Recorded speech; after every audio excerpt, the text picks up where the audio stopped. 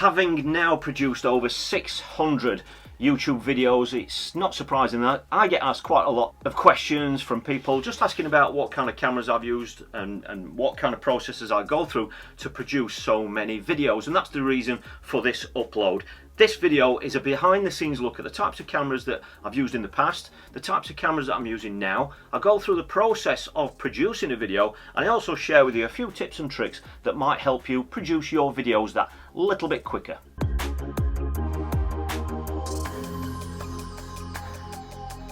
Now this is the perfect opportunity to just tell you that the videos that I've produced have really come under two categories. The first category is educational, and that is where I've just shared a few of the tips and tricks with you that I've learned in all the years that I've been fishing, where I've been able to share those with you, where hopefully those have helped you catch a few more fish. And the other category is really under the entertainment category, and that is just where I've shared a fishing experience with you, where hopefully you've been able to just sit back, enjoy a cup of tea, and just enjoy sharing that experience with me.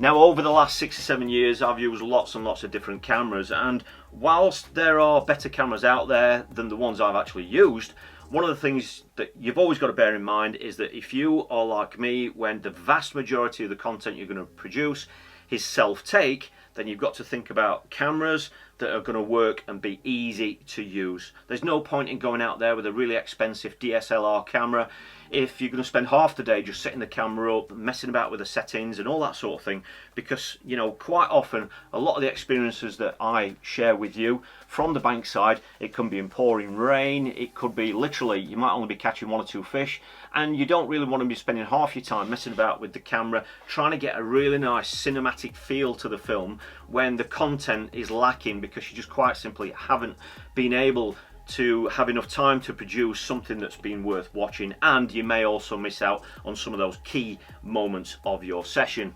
Now, most of the filming that I've done has been with GoPro cameras. They're probably the most widely used cameras out there, and back in the day I actually started with this. This is the Session, the GoPro Session. It is now discontinued, and I've got to be absolutely honest with you and say that this has quite simply been the most reliable GoPro camera I have ever used, and I actually still carry this camera because I know that it will never ever let me down. The filming quality isn't quite as good as the later versions of the GoPro, but if it means you've got to sacrifice a little bit of quality just to capture that key moment, particularly in bad or rough conditions, then this is the camera that I carry to make sure I've captured the footage. I have recently switched over to a Hero 9, so this is the GoPro Hero 9, well used as you can see, and I've literally produced hundreds of videos with this camera. As you can see in its current state, it's actually got a mod actually attached to it that is basically a casing that you can buy as an add-on. So you've got your normal camera there, and this is the casing that will just obviously protects the camera even more, but more importantly it's got this directional microphone here. As you can see, it's well worn and that just means that you're going to be cutting out, when you are capturing audio, you are able to capture that audio without the wind affecting the actual microphone. Sound is so important in videos. I vastly overlooked it when I first started making videos, but I do realise how important good audio is, and having some sort of a mod like that that fits around the camera makes it waterproof, but it just makes sure that you're not getting any of that horrible wind noise that you often get when you're out on the bank side. However, I have had some issues certainly over the last 2 years with this particular camera not being too reliable. They're very susceptible to getting too hot in the summer, and they're also very susceptible to getting too cold in the winter, and they will just randomly switch off. So much so that actually stopped me from producing any sort of live match videos for about 6 months, which is obviously not ideal, particularly from a business point of view. So that is why I've recently changed. The next one that I changed to more recently is the actual Max 360. Now, as the name suggests, this one has got 2 lenses on it, okay, 2 cameras, and that is where you can capture the full 360 experience. I haven't used this camera yet with the 360 feature on it. It is something that I'm still playing around with and trying to find somewhere within my videos where it is actually going to add a bit of a better experience for the viewer, but this is one that's been super reliable. I haven't had any issues with this one switching on or off or anything like that. It's always worked spot on, but I have only used this one for about 2 months. Now, the most recent camera that I'm now using, because I am about to start filming live matches again, I need a camera that's super reliable. I need it to be waterproof, and this is where I've switched, and I've been experimenting with the DJI Action 3. As you can see, this one's got a casing on it as well, and this one up to now, touch wood, has been super reliable. Every time I've gone to switch it on, no matter what the conditions, hot, cold, raining, it's switched on every time. So this is the camera that I'm now using moving forward to film more of my live matches. Now, these are action cameras. These are cameras that are super durable. They work no matter what the conditions, and most of the time that is what I need when I'm on the bank side. However, when I go out there to film something a little bit more professionally, if I'm out there filming one of our online courses or anything like that, then that is when I will use a proper DSLR camera, and for me it has to be the Panasonic GH5. This is one that I've been using for quite a while now. I've had this for about 8 months, and it's been absolutely fantastic. The quality is, it just basically does everything you want it to do. This camera, obviously, it's a camera for taking still photography as well, but more importantly for me, it's exceptionally good for self-take videos as well. The key feature to this camera, as you can imagine, because the vast majority of the work that I do is self-take, it's got a fold-out screen on it, which means that you can obviously turn that round and make sure that you're in the shot and set the shot up when you are doing self-take. It's something that's very important. It's just taking the guesswork out of filming yourself and just makes everything that little bit more professional.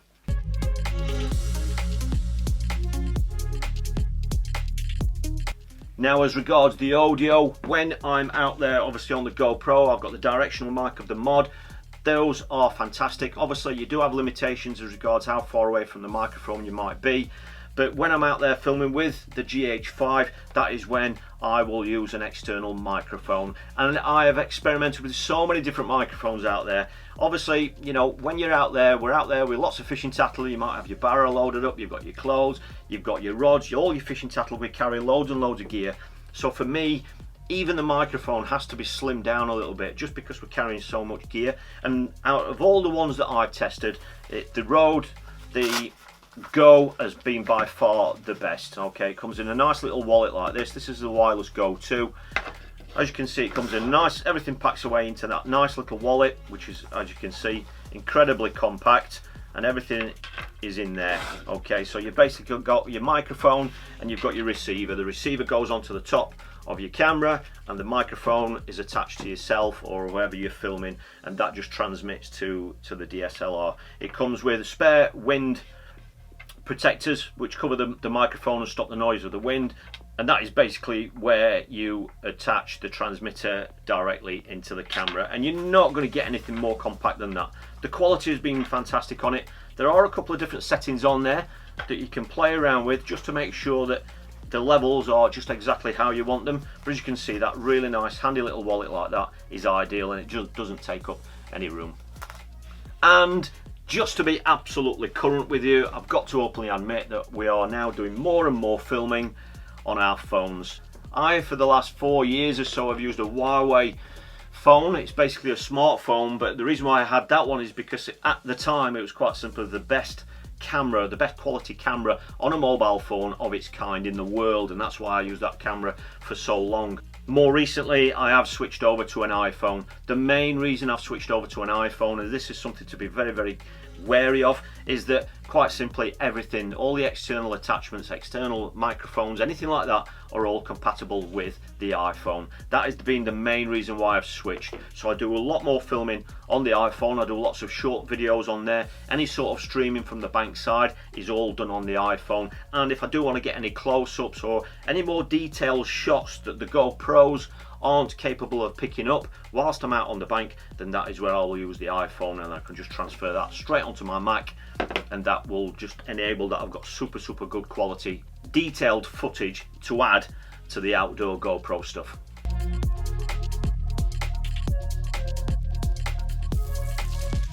Now, once you've captured all of your lovely footage, you've then got to sit down and process and edit that footage. Now for me, my first 100 videos I actually edited using GoPro Studio. It was a free application that I could just download onto my computer, and that enabled me to do all the editing, and it really covered all the editing requirements that I certainly wanted when I first got started. I used GoPro Studio for my first 100 videos, and after that period, that's when I just kind of wanted to take things a little bit more serious. I wanted to try out a few different editing techniques, and that is when I moved over and upgraded and invested in Final Cut Pro 10, and that is basically the software that I have used since then. So I've been using Final Cut Pro now for probably about 5 years, and that basically covers everything I'm likely to want to do when I'm at that editing stage.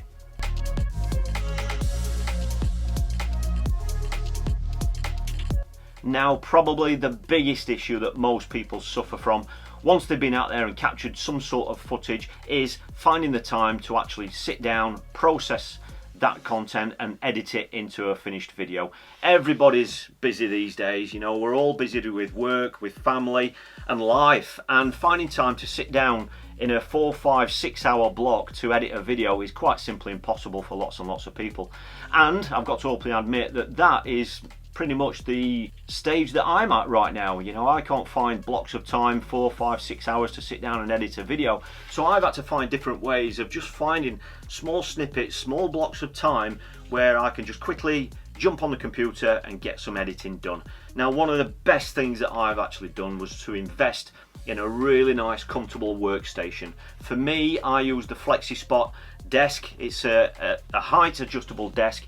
And this just means that because it's a nice big work surface, it just means that I can leave my Mac already set up there, connected to the large screen, which makes it really easy to work. And it's been amazing how much time I've actually been able to spend sitting at that desk just purely because I'm comfortable. Because it's height adjusted, you can adjust the height to suit the actual chair that you've got. So on some occasions you might want to sit back for a couple of hours, get comfortable and crack on with some editing. But on other occasions, I often find myself just finding 5 or 10 minutes here and there, sometimes even while I'm cooking a meal, while the pots are boiling, I just go to the desk. I don't use the chair, I adjust the height up so I can stand there and work much more efficiently when I'm standing. And that is just ways that I can keep using 5 or 10 minutes blocks of time where you can slowly chip away at some of the videos that might be the longer and the bigger edits that are difficult to produce because you quite simply can't find huge blocks of time here and there to finish one of your edits. The desk that I've gone for is the bamboo finish because it's a light colour as well. It just makes it a really nice, comfortable, bright environment, and it's amazing how much more work I can get done now that I'm actually sitting comfortably at that workstation. You might like to know that our friends at FlexiSpot are celebrating their 7th anniversary. And to celebrate that, they have actually got a sale on right now with up to 50% off all of their products right now on their website. And I'll put a link directly underneath this video to their website where you can grab your discount and have a look at the more specific details of the desk that I'm actually using.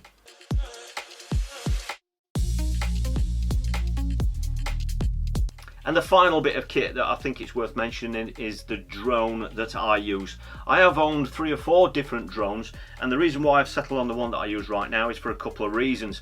Let's face it, we're filming fishing videos. Drone footage isn't usually necessary. Obviously it makes the viewing experience a little bit better, but certainly on some venues, just having some drone footage can give you a great feel for what the venue actually looks like, you know, and where you are actually sat fishing, and it can really put everything into context. I've owned 3 or 4 drones in the past, but the one that I've been using for the last couple of years is basically the Mavic Mini. As you can see, it's lovely, nice and compact. You know, you've got to make sure that you're doing everything correct legally wise with the drones. So if you're going to go out there and buy a drone, please make sure you're doing everything legally. I am a qualified drone pilot and I have actually got commercial insurance as well. So everything that I do with this, obviously by getting those qualifications, not only means that you're covered by law, but it also means that you're very aware of the correct operating procedures for something like this, and more importantly, you are aware of where and when you can use a drone. This one is only 249 grams in weight, And by having a lighter drone like this, it basically means that you are able legally to fly this drone in more places than what you will if you own a larger drone. But that's not something that I use all the time, but when I do, it certainly adds that little bit of spice to the videos. So I am off to the tackle room now, where I'm off to go and prepare for my next live match fishing film, which I'm hoping you're going to look forward to watching right here on YouTube. There are Amazon associate links underneath this video to all the products that I've just mentioned if you want to check them out in more detail. And don't forget, your 7th anniversary sale is on right now at the FlexiSpot website, so check out that for your 50% discount. The link and description is directly underneath this video. So thanks for watching. I hope some of you have got a little bit of value out of this, and I'm really hoping that it's going to help some of you get out there and help you to enjoy sharing some of your fishing experiences right here on YouTube.